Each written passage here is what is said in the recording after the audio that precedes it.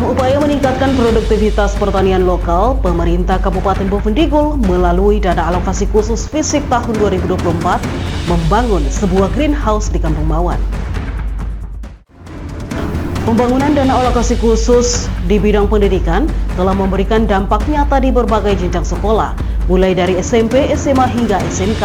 Fasilitas-fasilitas seperti rumah dinas guru, ruang UKS, dan laboratorium telah dibangun dan difungsikan. Halo, selamat pagi Bapak Mama dan saudara dong semua. Senang sekali saya Romana Jabar masih dapat kembali hadir menjumpai Anda dalam tayangan Info Digul edisi hari ini Selasa 8 Juli 2025. Itulah dua topik berita pagi ini yang akan kami sajikan bersama berita lainnya. Dan inilah Info Digul selengkapnya.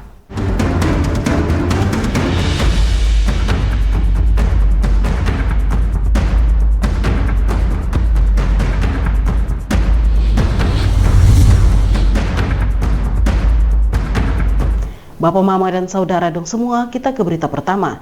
Dalam upaya meningkatkan produktivitas pertanian lokal, pemerintah Kabupaten Bovendigul melalui dana alokasi khusus fisik tahun 2024 membangun sebuah greenhouse di Kampung Mawan. Greenhouse ini diperuntukkan bagi kelompok tani mandiri sebagai sarana untuk melindungi tanaman dari hama dan cuaca ekstrim, sekaligus mendorong hasil panen yang lebih optimal. Kepala Dinas Tanaman Pangan, Hortikultura, dan Peternakan, Afriedi Boyke, menjelaskan bahwa greenhouse tersebut difungsikan sebagai rumah tanaman yang mendukung sistem pertanian yang lebih modern dan berkelanjutan. Dengan alokasi anggaran sebesar 500 juta rupiah, pembangunan greenhouse ini khusus diperuntukkan bagi satu kelompok penerima, yakni kelompok tani mandiri Kampung Mawan yang beranggotakan 15 orang petani aktif.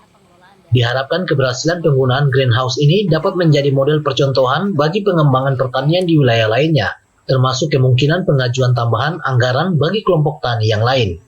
Dana pembangunan berasal dari dana DAK fisik dan direalisasikan dalam bentuk infrastruktur pertanian. Agar pemanfaatan greenhouse berjalan optimal, Dinas Pertanian juga memberikan pendampingan teknis kepada kelompok tani. Pendampingan ini mencakup pelatihan pengelolaan lahan dan budidaya tanaman, dan dibiayai melalui anggaran daerah untuk menjamin keberlanjutan program. Memang diperuntukkan untuk satu kelompok, kelompok mandiri Kampung Mawan ini anggotanya 15 orang. Kami harapkan greenhouse ini berhasil baik sehingga tahun-tahun berikut ada dana DAK lagi untuk kelompok-kelompok yang lainnya. Setelah greenhouse ini terbangun dan ditanami, kami dari dinas melakukan pendampingan. Pendampingan ini memang dana dari dana DAO, dana dari kabupaten, sehingga greenhouse ini bisa terpakai sampai memperoleh manfaat yang maksimal. Terima kasih, Pak. Ketua Kelompok Tani Mandiri, Farida Aryani, menyampaikan apresiasi atas dukungan pemerintah daerah. Dirinya sangat bersyukur karena melalui program ini, kelompok tani diberikan kepercayaan untuk mengelola greenhouse setelah pembangunannya selesai. Pihak dinas juga langsung mendampingi kelompok tani dalam pengolahan tanah dan proses awal penanaman saat ini. Greenhouse sudah mulai difungsikan. Kelompok telah menanam berbagai komoditas seperti kangkung, bayam cabut, kacang panjang, dan beberapa tanaman sayur lainnya. Farida mengatakan bahwa hasil panen digunakan untuk konsumsi anggota kelompok sehingga membantu mengurangi pengeluaran rumah tangga. Sebagian hasil juga dijual untuk mendukung keberlanjutan usaha tani mereka. Dari program pemerintah, dari dinas sendiri memberikan kami kepercayaan kelompok tani dibangun sebuah greenhouse ini, dan setelah bangunan ini selesai langsung pendampingan dari dinas juga ada. Mereka melakukan pengukuhan tanah, maksudnya tanah diolah, kami tinggal bikin bedeng dan kami sudah menanam kangkung, bayam, jagung, kacang panjang, banyak jenis tanaman lainnya yang kami tanam, dan itu sangat bermanfaat untuk kami sebagai anggota kelompok. Hasilnya itu bisa kami gunakan sendiri, jadi mengurangi biaya dapur, dan selebihnya kami bisa jual begitu. Tim Liputan Digul TV, Nober melaporkan. Bapak Mama dan Saudara dong semua, selain itu sebagai bagian dari rangkaian kegiatan monitoring dan evaluasi terhadap bantuan dana alokasi khusus fisik tahun 2024, Tim DAK Kabupaten Bovendigul yang terdiri dari berbagai unsur termasuk Inspektorat Daerah melakukan tinjauan langsung ke sejumlah lokasi penerima manfaat. Salah satu yang menjadi perhatian adalah sektor pertanian, khususnya pembangunan greenhouse. Auditor pengawasan intern pemerintah dari Inspektorat Daerah, Irma Sulistiawati, yang juga merupakan PPUPD Halimadia, menjelaskan bahwa pihaknya menjalankan tugas berdasarkan Peraturan Menteri Keuangan Nomor 6 Tahun 2018 tentang dana perimbangan. Dalam pelaksanaannya, Inspektorat berperan sebagai unsur pembinaan dan pengawasan. Dalam hal pembinaan terhadap dana-dana tersebut, tugasnya lebih kepada melakukan review. Tujuannya adalah untuk membantu pemerintah daerah agar program-program seperti ini bisa berjalan dengan lancar.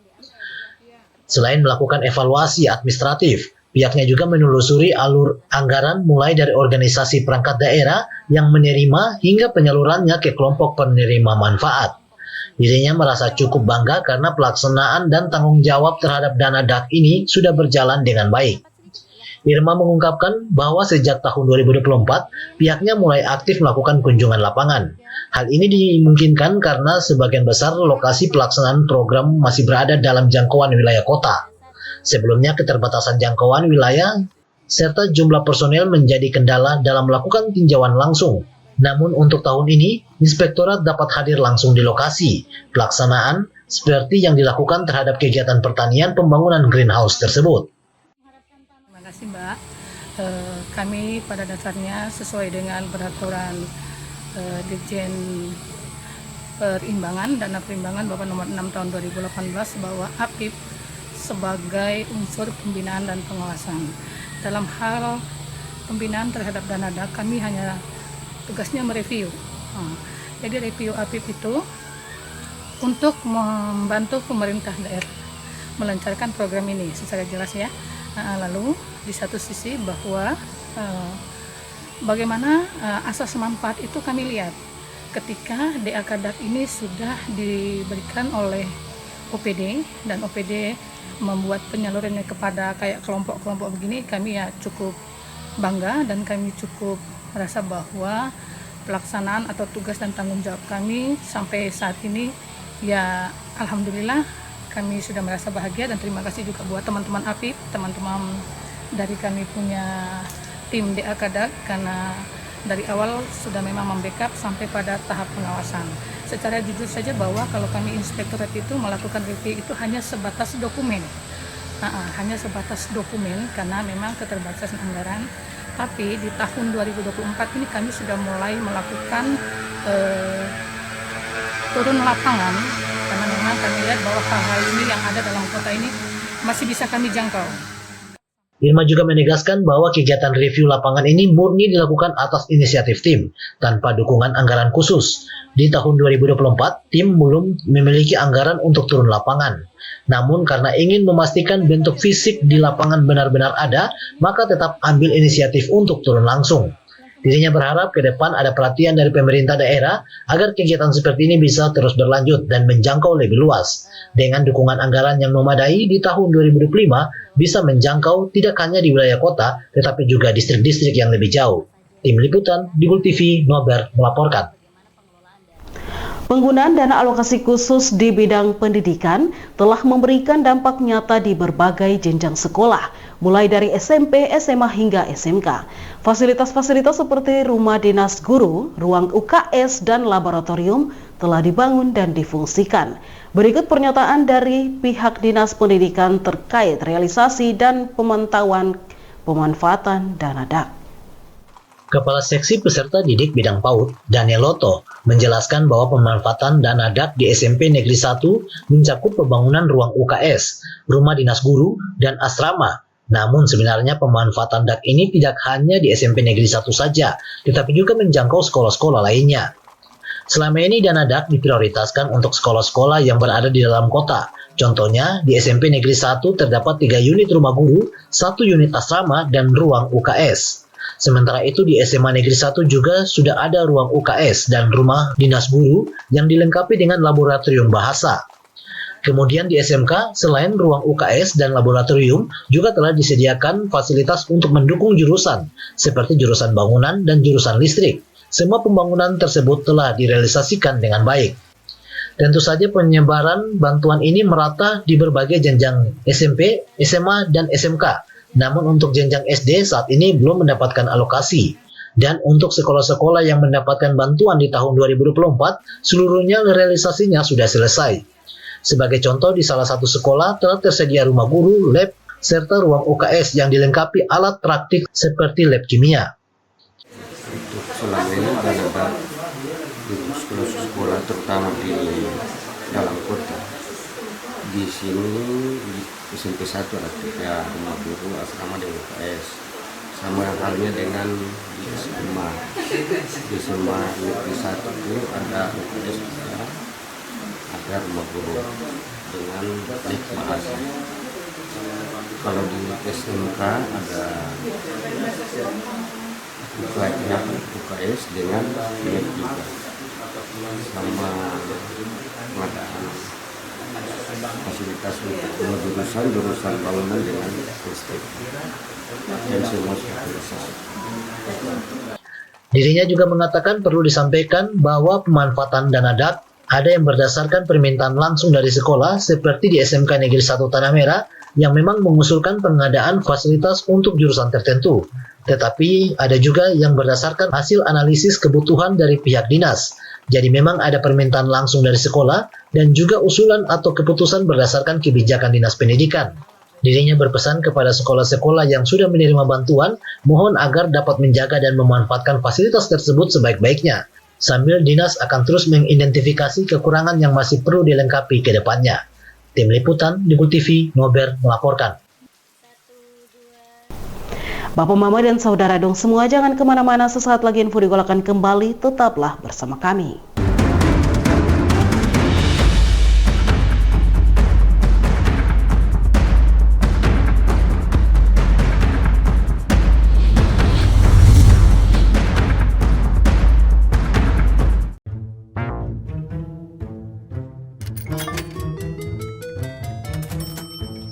Aku menyesal mencoba judi online. Waktu belajarku terbuang, tabunganku berkurang, teman-temanku hilang, kugadaikan barang, terlilit utang. Mulai sekarang, aku akan berhenti judi online. Skema judi online sangat sistematis dan berbahaya. Menang sekali, namun rugi berkali-kali.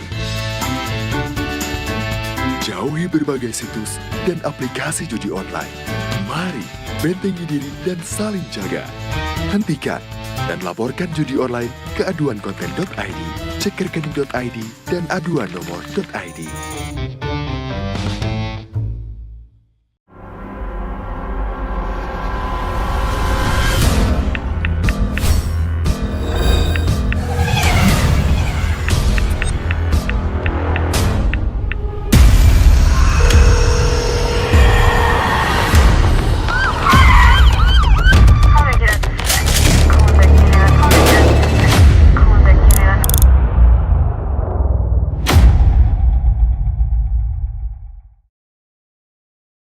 Jualan di era digital, enggak perlu keliling. Sekarang dari HP kita bisa langsung shopping. Manfaatkanlah sosmed untuk personal branding. Merekam keahlian lalu aku coba posting. Lakukan pembayaran, tinggal di-scan aja. Dengan teknologi semuanya jadi lebih mudah.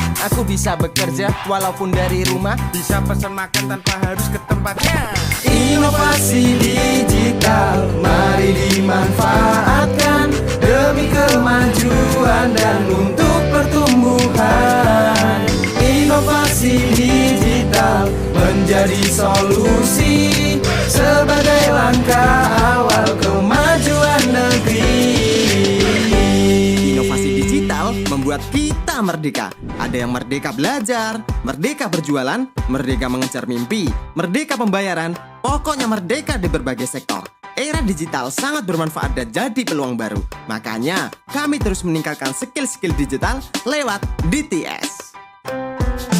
Namun di tengah perkembangannya, penipuan merajalela. Hati-hati dan tetap bijaklah, berdigital tetap beretika.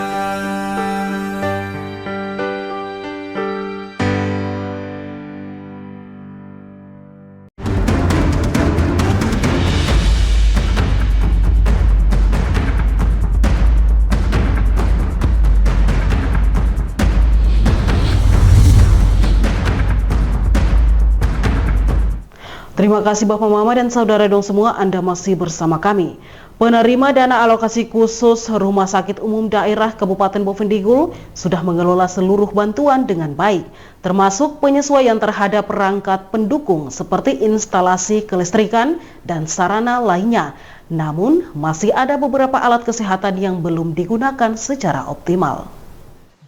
Direktur Rumah Sakit Umum Daerah Kabupaten Bovendigul, Dr. Novita Tandi menyatakan pihak rumah sakit sangat mengapresiasi dukungan dari pemerintah daerah, khususnya pemanfaatan dana DAK tahun 2024 yang manfaatnya sangat dirasakan, termasuk juga dalam hal kerjasama dengan pihak AFID. Dalam pelaksanaannya tentu masih terdapat beberapa kendala, tidak semua alat bisa langsung dipasang dan digunakan oleh tenaga kesehatan, apalagi saat kondisi rumah sakit sedang sibuk. Beberapa tantangan terjadi terutama di ruang perinatologi, ruang intensif anak, dan ruang NICU, yang karena keterbatasan ukuran ruang belum memungkinkan alat-alat tersebut digunakan secara optimal. Dirinya memastikan ke depan ketika ruang intensif bayi yang baru selesai dibangun yang rencananya akan dilaksanakan melalui anggaran tahun 2025 ini akan menempatkan dan memanfaatkan alat-alat tersebut secara maksimal. Dirinya mengatakan kalau ditanya sejak kapan alat-alat ini belum dimanfaatkan secara optimal, itu sudah sejak sekitar Oktober 2020. Ada beberapa peralatan yang hingga kini belum tertempatkan sesuai fungsinya. Dirinya menyadari bahwa dari sisi manajemen rumah sakit, ke depan akan lebih baik jika dapat dianggarkan perlengkapan pendukung tambahan agar pemanfaatannya maksimal. Terima kasih, kami dari rumah sakit sangat berterima kasih kepada pemerintah daerah khususnya dalam pemanfaatan dana DKK 2024. Memang sangat membantu sekali untuk kebutuhan alkes rumah sakit. Memang di lapangan kan penggunaannya dana DAK 2024 itu kan semuanya langsung didistribusikan dan langsung dipakai oleh user di masing-masing ruangan.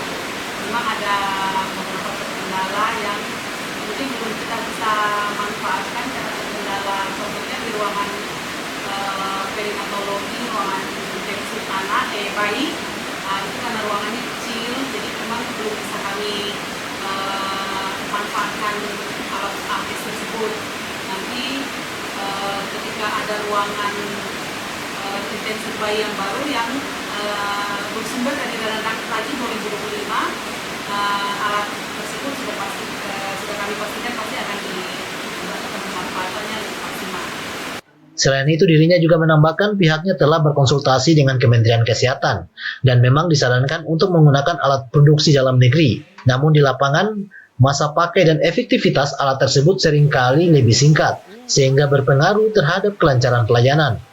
Meski begitu, dirinya dan tenaga kesehatan terus menyiasatinya beberapa alat dilengkapi melalui sumber anggaran lain untuk menunjang operasional, terutama alat-alat yang tidak bisa digunakan selama 24 jam penuh dan perlu disediakan cadangannya. Saat ini seluruh bantuan sudah dikelola dengan baik, termasuk penyesuaian perangkat pendukung seperti sistem kelistrikan dan sarana lain di rumah sakit. Tim Liputan Digul TV, Ngober melaporkan. Bapak Mama dan Saudara dong semua, kita ke berita lainnya. Ketua Fraksi Golongan Karya Dewan Perwakilan Rakyat Kabupaten Bovendigul, Sugengsi, menyatakan bahwa fraksi Golkar ingin mendapatkan penjelasan lebih detail terkait indikator keberhasilan suatu badan atau instansi setelah dilakukan restrukturisasi. Hal yang disampaikan dalam sidang paripurna agenda mendengarkan pandangan fraksi terhadap usulan rancangan peraturan daerah tentang pembentukan produk hukum daerah dan Raperda tentang pembentukan badan pendapatan daerah. Ketua Fraksi Golongan Karya DPRK Bovendigul Sukengsi mengatakan, fraksi Golkar ingin mengetahui lebih jauh terkait indikator keberhasilan badan ini setelah direstrukturisasi. Bagaimana pemerintah akan memantau dan mengevaluasi kinerja badan ini agar tetap berjalan sesuai dengan tujuan yang telah ditetapkan. Fraksi Golkar rasa agar tujuan pembentukan badan baru dapat tercapai, selain itu berkelanjutan fungsi badan ini memerlukan pengawasan dan evaluasi rutin untuk memastikan kinerja sesuai dengan visi daerah. Sukengsi juga menambahkan, fraksi Golkar berharap pemerintah daerah memiliki mekanisme evaluasi transparan seperti laporan kinerja tahunan, audit independen, atau penilaian berbasis indikator yang terukur. Hal ini penting untuk menjaga akuntabilitas dan efektivitas Badan Pendapatan Daerah. Kami fraksi Golongan Karya juga ingin mengetahui lebih lanjut terkait indikator keberhasilan badan ini setelah registrasinya, bagaimana pemerintah akan memantau dan mengevaluasi kinerja badan ini agar tetap berjalan sesuai dengan tujuan yang ditetapkan. Kami rasa agar tujuan pembentukan badan baru dapat mencapai, selain itu berkelanjutan fungsi badan memerlukan pengawasan dan evaluasi rutin untuk memastikan kinerja sesuai dengan visi daerah. Sukengsi juga mengungkapkan dengan memperhatikan seluruh pandangan fraksi Golongan Karya terhadap rancangan peraturan daerah tentang rancangan peraturan daerah tentang pembentukan produk hukum daerah dan Raperda pembentukan Badan Pendapatan Daerah, maka fraksi Golkar menerima rancangan peraturan daerah tersebut di atas untuk dilanjutkan pada pembicaraan atau pembahasan tahap berikutnya di tingkat komisi-komisi maupun Baperda. Dengan memperhatikan seluruh pandangan fraksi Golongan Karya terhadap rancangan peraturan daerah tentang pembentukan produk hukum daerah dan Raperda pembentukan Badan Pendapatan Daerah atau Bapeda, maka fraksi Golongan Karya menerima rancangan peraturan daerah tersebut di atas untuk dilanjutkan pada pembicaraan atau pembahasan tahap berikutnya di tingkat masing-masing komisi maupun di Bapeda. Restrukturisasi beberapa badan di Bovendigul dilakukan dalam rangka optimalisasi tata kelola pemerintahan. Namun DPRK memastikan akan terus mengawal proses ini agar sesuai dengan tujuan awal, yaitu meningkatkan kesejahteraan masyarakat. Tim Liputan Digul TV, Dedi melaporkan. Bapak Mama dan Saudara dong semua, anggota Pansus Raperda Perlindungan Perdagangan Lokal Dewan Perwakilan Rakyat Kabupaten Bovendigul Tethol Petrus Nikodemus berharap pemerintah daerah segera menindaklanjuti rancangan peraturan daerah tentang perlindungan dan pemberdayaan pedagang lokal guna meningkatkan daya saing dan kesejahteraan masyarakat asli Papua di sektor perdagangan. Hal ini diungkapkan oleh Tethol Petrus Nikodemus saat ditemui usai rapat paripurna tentang rancangan peraturan daerah tentang perlindungan dan pemberdayaan pedagang lokal. Tethol Petrus Nikodemus menekankan pentingnya perhatian serius dari pemerintah terhadap pedagang lokal.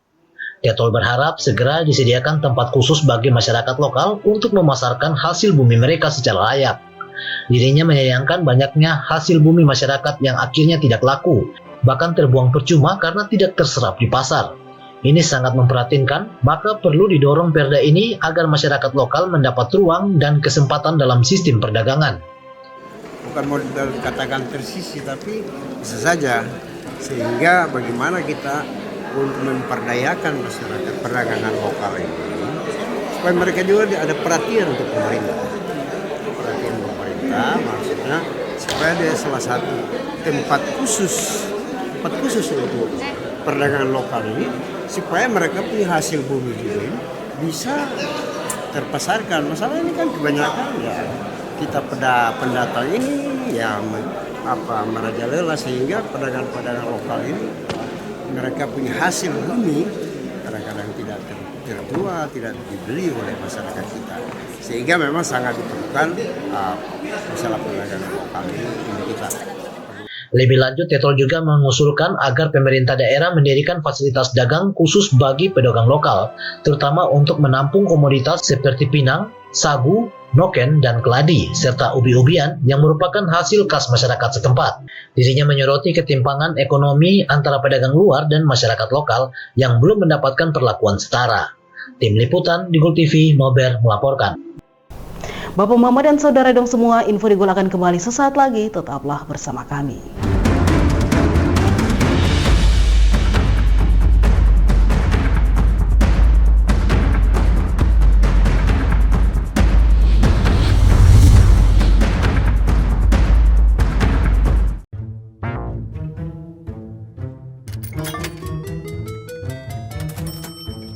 Aku menyesal mencoba judi online.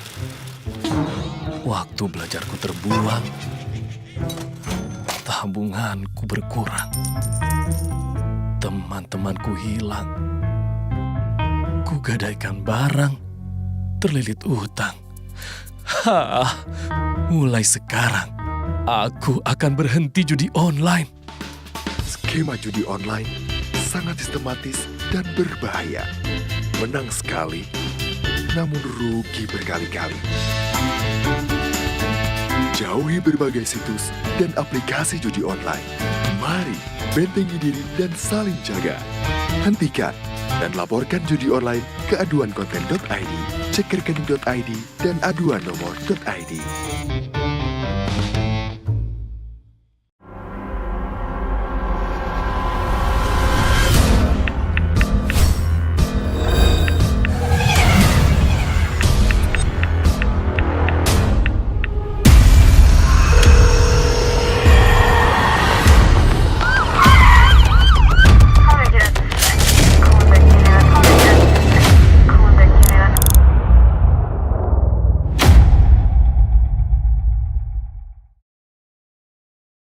Jualan di era digital, enggak perlu keliling. Sekarang dari HP kita bisa langsung shopping. Manfaatkanlah sosmed untuk personal branding. Merekam keahlian lalu aku coba posting. Lakukan pembayaran, tinggal di-scan aja. Dengan teknologi semuanya jadi lebih mudah.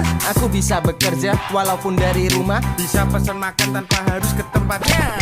Inovasi digital, mari dimanfaatkan demi kemajuan dan untuk pertumbuhan. Inovasi digital menjadi solusi sebagai langkah awal kemajuan negeri.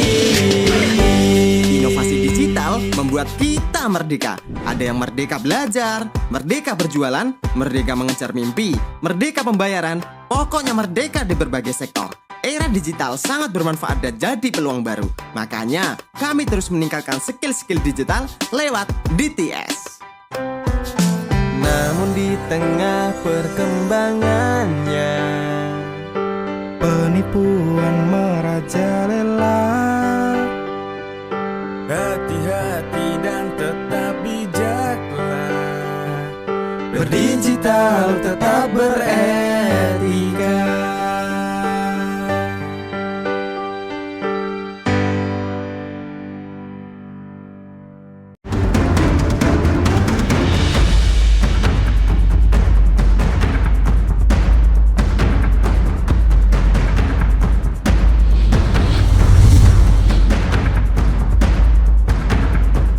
Terima kasih Anda masih bersama kami.